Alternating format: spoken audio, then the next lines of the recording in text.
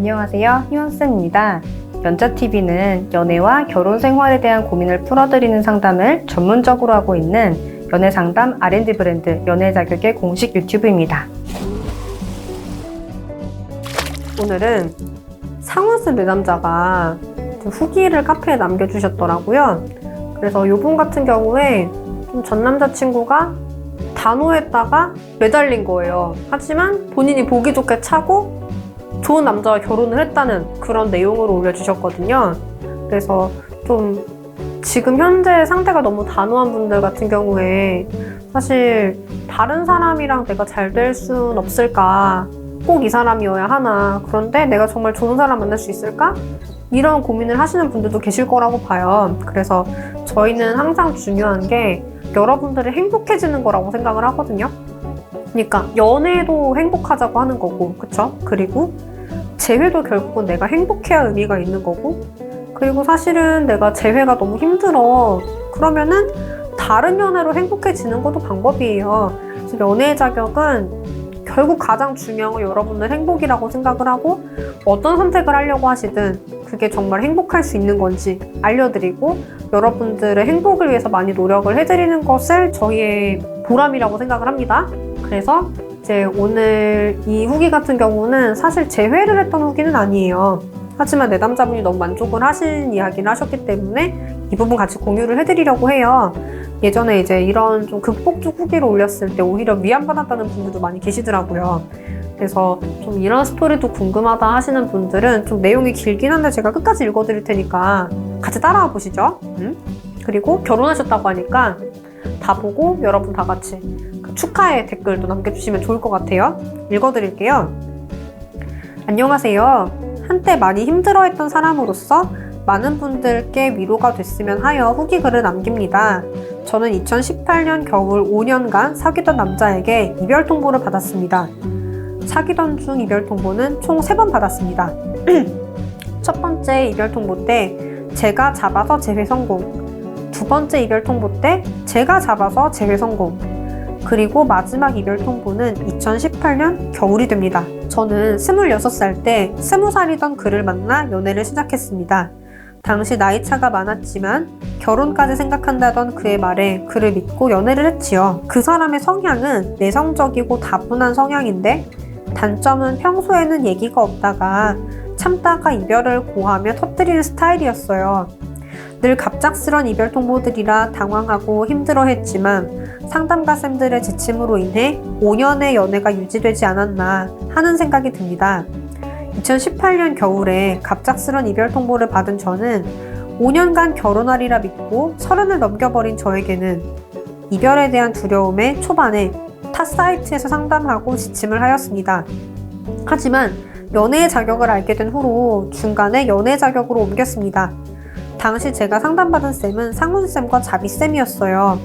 쌤들께서는 객관적으로 그는 성숙하지 못한 사람이라며 재회를 추천하지 않으셨지만 제가 재회를 원했기에 지침을 알려주셔서 너톡을 쓰고 그의 심리를 조금이나마 알 수 있게 되었습니다. 그는 회피형 남자로 아주 심한 공포 회피형이라고 쌤들께서 말씀해 주셨습니다. 저는 너톡을 보내고 각종 지침을 수행하였으나 소용이 없었고 5년간 연애 기간 동안 학생이던 그였기에 데이트 비용의 대부분은 제가 부담하였는데 오히려 그는 어이없게도 저에게 자신이 저를 만나면서 드렸던 데이트 비용을 금액으로 환산하더니 저에게 돈을 요구하였고 어떻게든 잘 해보려는 저를 이용하였습니다.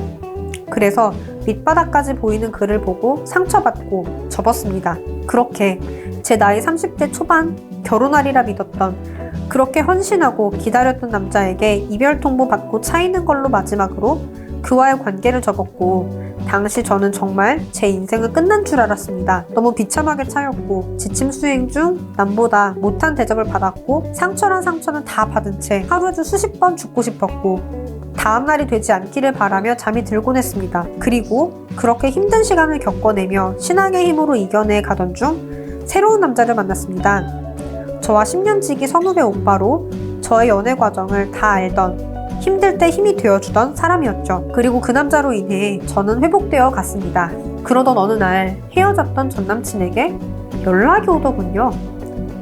저는 당시 상처받고 지침을 접고 연락을 끊고 번호도 바꿨는데 지인들을 수소문하고 심지어 집에 편지까지 보내더군요. 아마 연락 끊고 나서 저의 매력도가 올라가지 않았나 싶습니다.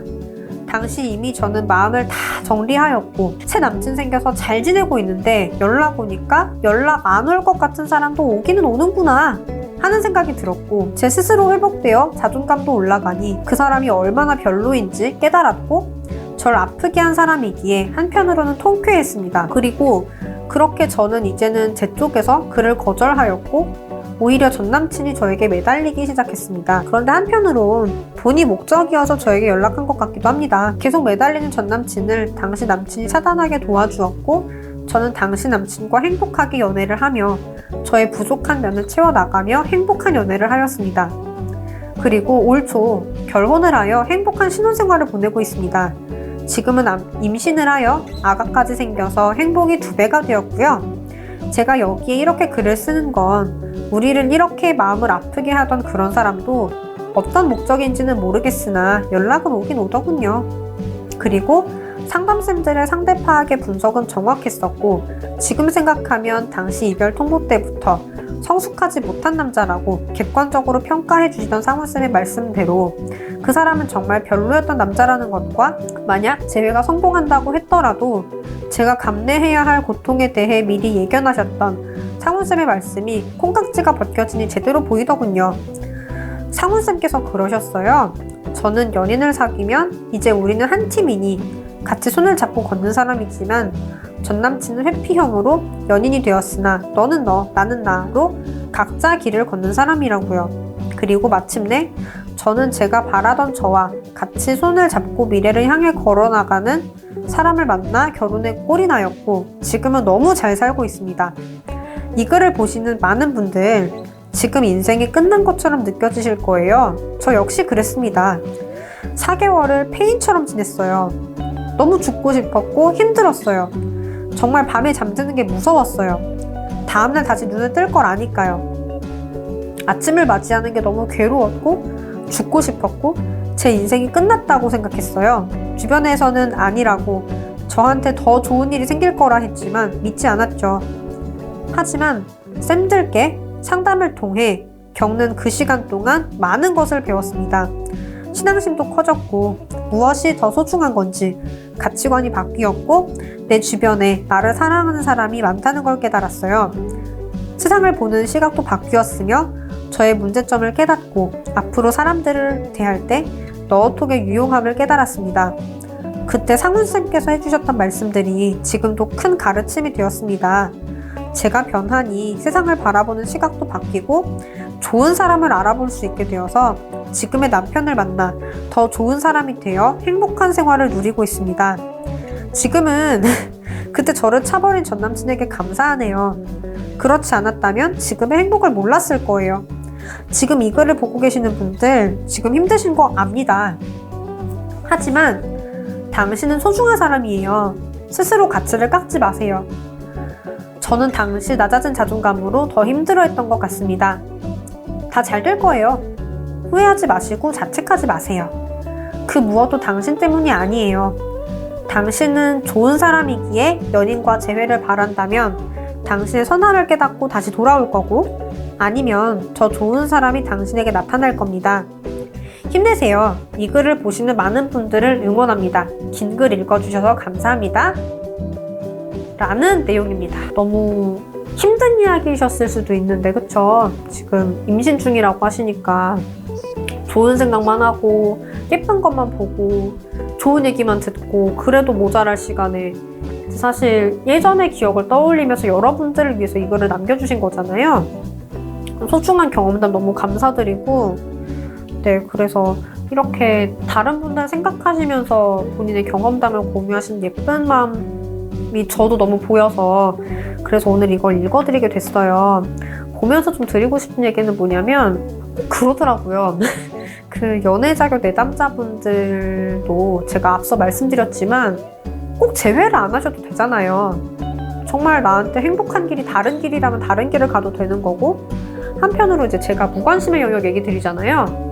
이게 상대도 무관심의 영역에 들어갈 수 있지만 여러분도 그럴 수 있거든요. 재회를 생각했었던 사람들, 연애 자격에서 재회를 원해서 상담을 받는 분들, 이런 분들도 무관심의 영역에 충분히 들어갈 수가 있는데, 근데 이제 사실은 내담자분들이 상담을 받으면서 본인들이 이제 더 좋은 사람이 되잖아요. 좋은 사람이라는 게 다른 게 아니라 연애가 뭔지, 연애를 유지한다는 게 뭔지, 서로에게 잘 해주고 배려를 해준다는 게 뭔지, 어떻게 하면 서로에게 더 소중한 사람이 되는지 이런 걸 배우기 때문에 더 좋은 사람이 되는 건데, 근데 이제 그렇게 되고 나니까 상대의 참모습이 보이고 나는 더 좋은 사람 만날 수 있을 것 같은데?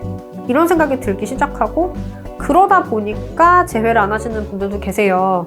물론 반대의 경우도 있죠. 아, 내가 진짜 못했구나. 내 상대는 정말 좋은 사람이었는데 내가 진짜 너무 못했구나. 내가 이제는 다시 만나면 너무 잘해야겠다. 이런 생각에 재회에 대한 어떤 그런 마음이 더 불붙는 분들도 계시지만, 어떤 분들은 정리가 되시기도 하더라고요. 이분은 이제 정리가 되신 케이스죠. 근데 이제 어쨌든 연애 자격 상담을 받으시는 분들도 무관심의 영역이 올 수가 있고, 그러면 이제 상대분이 뭐 매달리든 뭘 하든 관심이 없어질 수가 있는데, 근데 꼭 그럴 때 이제 우리 내담자분들한테 푸푸풍이 오신 분들은 그러더라고. 너가 아니라 나어를 쓰시더라고요. 우리 내담자분들은 잡겠다고 그렇게 열심히 상담하고 공부하고 했는데, 그런 경우는 있었어요. 저희가 지금 소개로 오시는 경우가 되게 많거든요. 그런데 그 유입 경로를 쓰시잖아요. 여러분들 진단지 쓰시면. 근데 이제 내용에 보면은 그 전 여친 혹은 전 남친이 유입 경로인 분들이 계세요. 그러니까 그 상대가 상담을 받았던 사람인 걸 아는 거야. 그러니까 나랑 재회를 하려고 상대가 상담을 받았는데 재회를 해보니까 상대가 너 별로네? 하고 헤어진 거지. 근데 이제 얘기를 하다 보니까 나 연애 자격 상담 받았던 사람이다 이런 거를 알려줬나 보죠. 그러니까 그 사람을 자기가 다시 잡겠다고 진단지를 내신 거예요.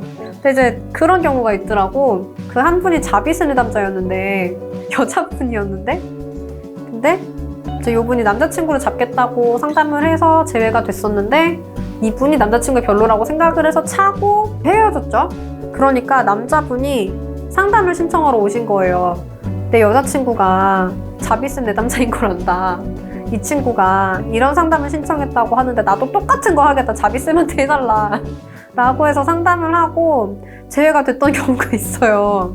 근데 이런 경우가 생각보다 몇 건 있거든요. 아주 많은 건 아닌데 한 20건 안팎인 것 같은데, 그래서 가끔 이제 그런 고민도 하시더라고요.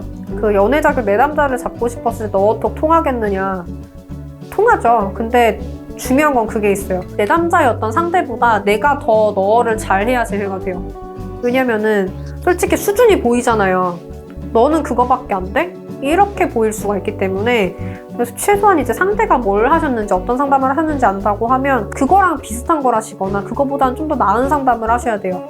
그래서 그런 점은 있고, 그래서 어쨌든 좀 안타까운 게 지금 단톡방에도 렁렁님이라는 분이 계시거든요. 근데 그분도 사연이 여러 번 얘기를 했지만 진짜 그쵸, 연애적인 내담자분한테 매달리실 거면 좀 너는 아셨으면 좋겠어요, 진짜. 그런 부분이 있고, 그리고 항상 제가 단톡에서 얘기 드리는 게, 솔직히 연애 자격에서 상담을 받고 재회가 되는 게 상대분 지능순도 있는 것 같아요. 우리는 좋은 사람이 됐다는 걸 알려주잖아. 그런데 사실 뭐 재회를 할 거면, 후폭풍이 올 거면은 내가 열심히 노력을 해주고 있을 때 오면 너무 좋은데, 내담자가 무관심의 영역에 들어간 다음에 나어를 쓰면서 매달리면 이건 답이 없거든요. 그러니까 후폭풍이 차라리 오지 말든가, 올 거면은 그쵸, 시간 내에 오든가 아니면은 너라도 쓰든가 해야 되는데 좀 그렇죠. 그래서 좀 이렇게 슬픈 결말이 되지 않으려면 여러분들이 만약에 이제 내가 다른 사람 사귀겠다고 하시면 지금 이 사문제 내담자처럼 좋은 사람 만나세요. 좋은 사람의 기준 중에 이거 하나 추가했으면 좋겠어요. 똑똑한 사람. 좀 똑똑하지 않으면 내가 좋은 사람이라는 걸 알려줘도 못 알아먹다가 나중 가서 후폭풍이 오거든요. 그럼 이런 문제가 생겨요. 그래서 똑똑하다는 건 다른 게 아니에요. 뭐 학벌이 좋다, 공부를 잘한다 이게 아니라 나한테 뭐가 필요하고 뭐가 좋은지 판단할 수 있는 사람을 만나시라는 거예요.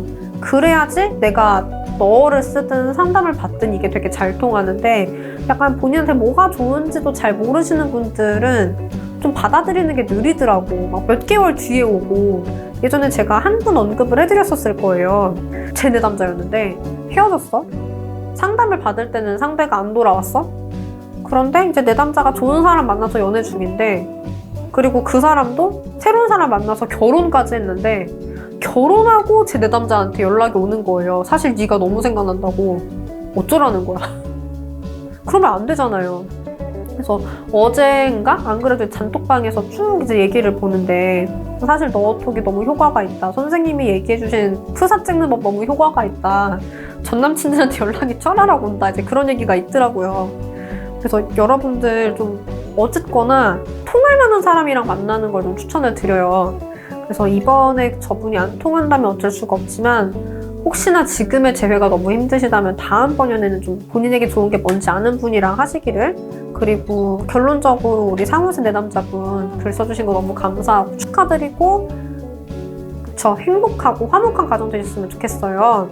그리고 이 영상 보신 다른 분들도 이제 이렇게 예쁜 결말이 나신 이분한테 축하 댓글 달아주시면 좋겠고, 저 또한 여러분들의 행복한 연애와 결혼 생활을 응원드리겠습니다.